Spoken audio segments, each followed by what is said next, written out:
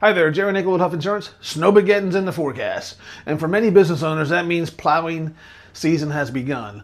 Before you send out your truck and your crew, it's important to double check your insurance. Even though you already have a business insurance policy, snow plowing or snow removal may be excluded from that policy.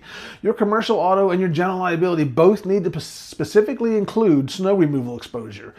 If it's not listed, there will be no coverage for any accident or property damage or a slip and fall claim while plowing or removing snow. Before the snow starts falling this weekend, check with your insurance agent to make sure snow removal is properly covered on both your auto and your liability policies. A quick review now can help avoid costly surprise later.